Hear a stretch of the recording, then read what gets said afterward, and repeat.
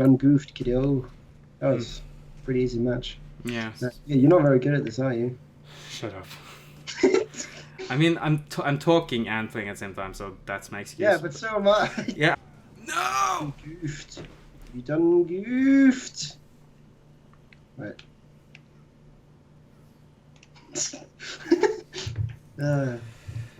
All the noobs always get tea.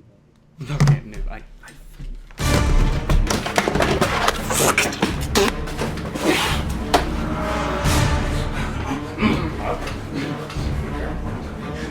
okay.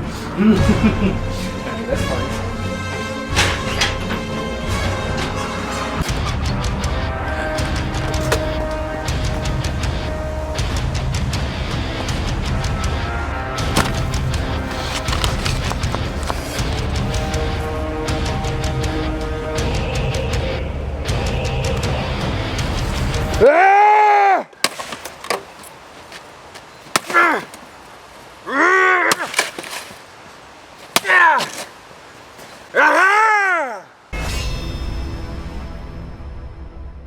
There haven't been that many times throughout my life where I feel excitement for a game that is about to come out or been revealed, etc. Yet when those games do indeed come out, I always feel a sense of dread of, what if this game disappoints? What if the advertisement was lying? What if the developers of the game weren't finished with the product but the companies pushed it out?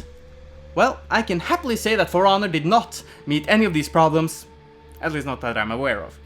When For Honor was showed off in E3 a couple of years back, I tried to find as much information that I could. However, there wasn't that much to be found for a whole year. And this game has this guy as the creative director. One would think that, you know, you would find him in an inn telling amazing stories on how he fought against the mighty samurai with his cane sword, and also give people information about the game.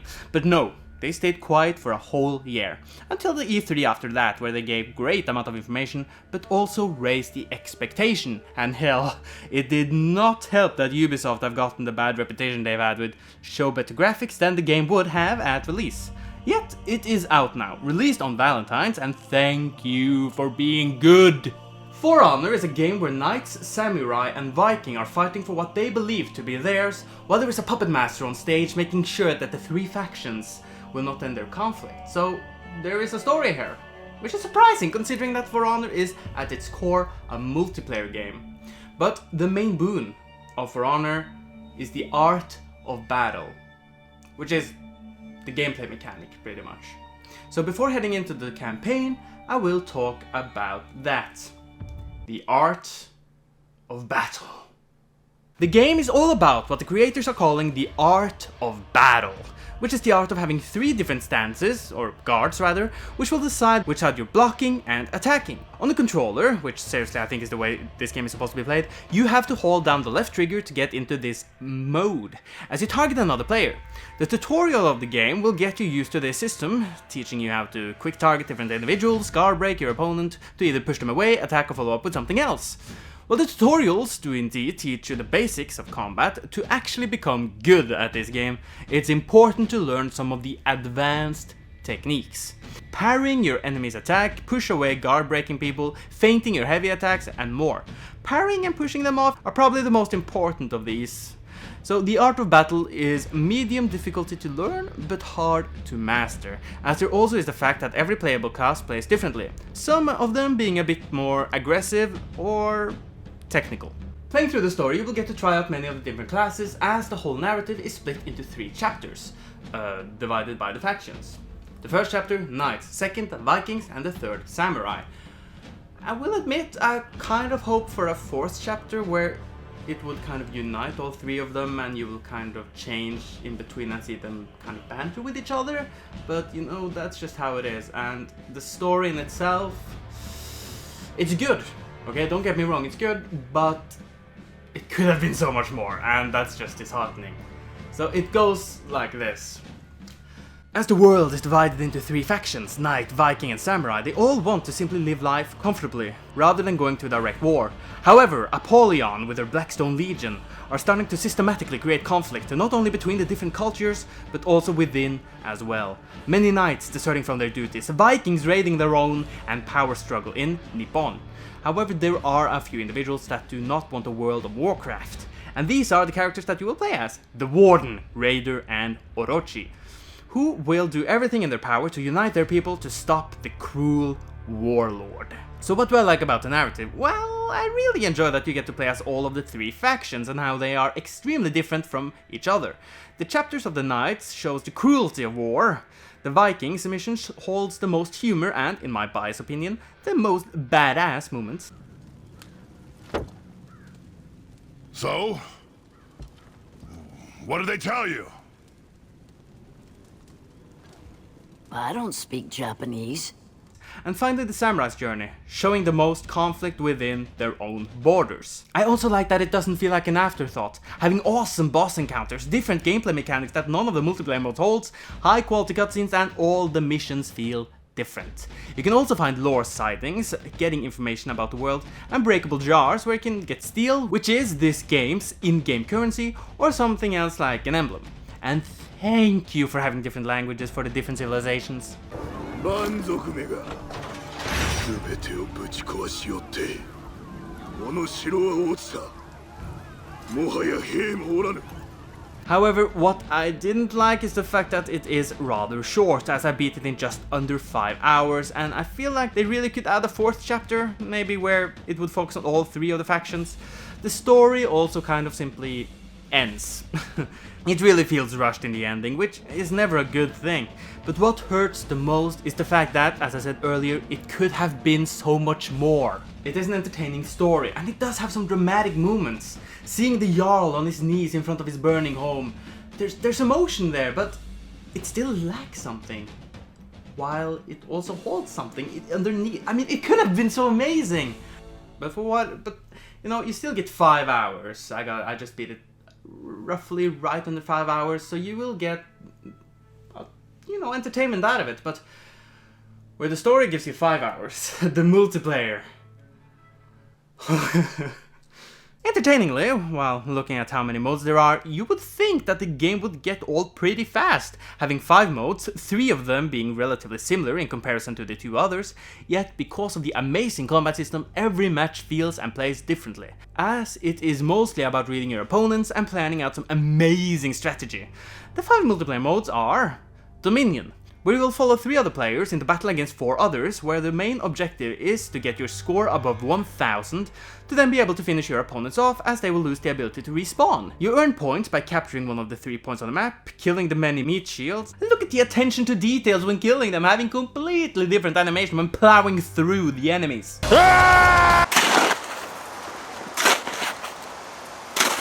This is actually my favorite mode, as the battlefields are massive in size, tons of NPC enemies, and the potential of standing your ground against more than one enemy, and it is possible to win in these situations. The Revenge mode, which you can activate after filling up a gauge by defending against tons of attacks, gives you armor, refills some of your health, and makes you not flinch by other attacks, allowing you to tank through several hits.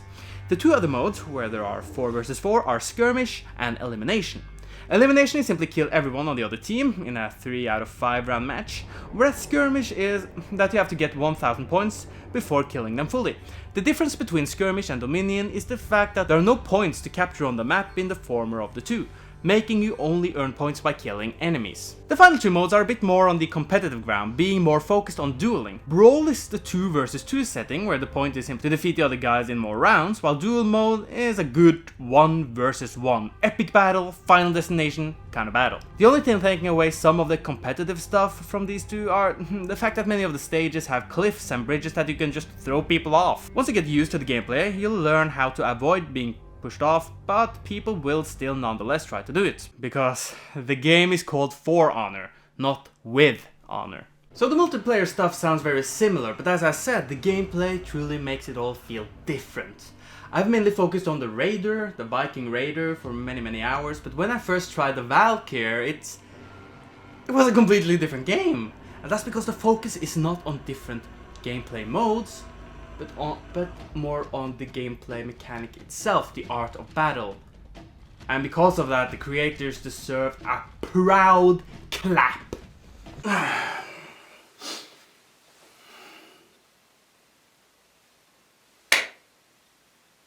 Okay.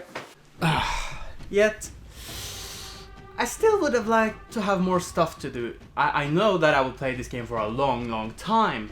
I really know that because of how addicted to it I am, but I think I would have really liked if they added more stupid modes. For example, through the story mode, you get to fight wolves, you get to see an elephant, you get to fire a ballista.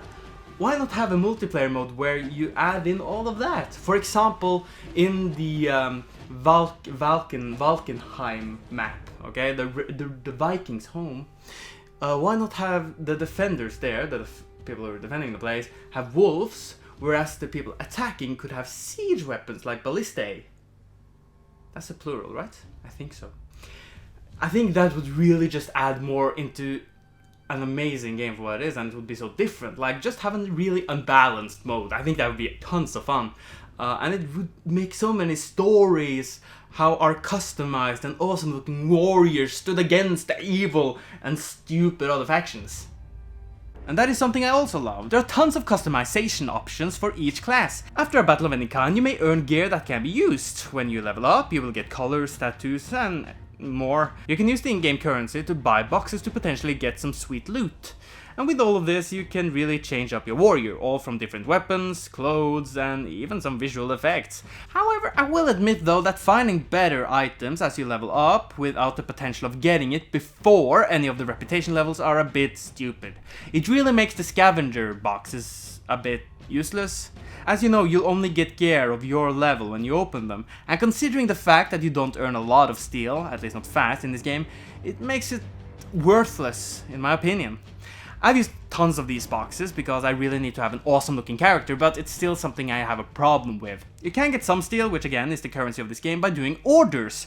These are daily orders, contract orders that last longer, and events. They can range all from play a specific mode for a number of times without dying, win 5 duels, etc. and they give tons of XP as well. The last thing, gameplay wise, I can talk about is the Territorial War, which is a map of this game's world where you can see the 3 factions fighting over each other.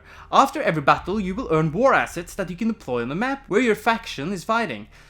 I think you get some exclusive emblem or something when the season is done, a bit unsure actually. I find it more interesting than what Mortal Kombat X had, but it became more of a habit in deploying assets than an interest. So yeah, customizing your character is awesome. Leveling them up to get the different feats, which are passive abilities to usable items like bows and arrows and stuff like that, is entertaining, and the territory war deploy asset thingy is fascinating is the best word I can find for it. But the best word that I can find for how the game is presented in itself? Great.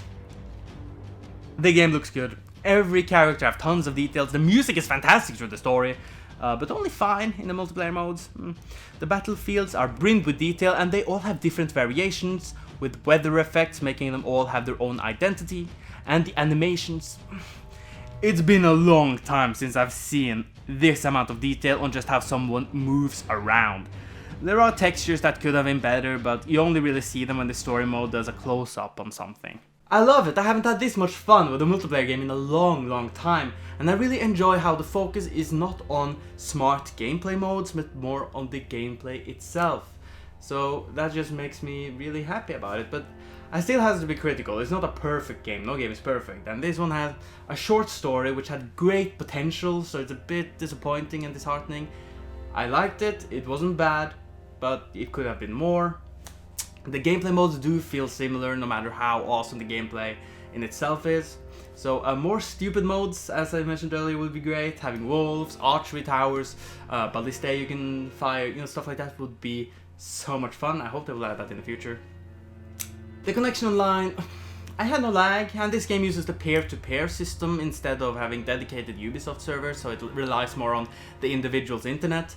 But the biggest negative is that there are tons of rage quitters. Like, tons of them. It's insane, actually. I did an order to finish 10 duels. That was all. The first 5, I'm not joking, I have this recorded. The first 5 duels I had, every single one of those 5 rage quitted. Please, make a consequence for rage quitting. Give them a timeout. I don't know, give them something. It's insane. Plus, there's some toxicity in this game here and there. But I mean, come on, which game community, what game community does not have that?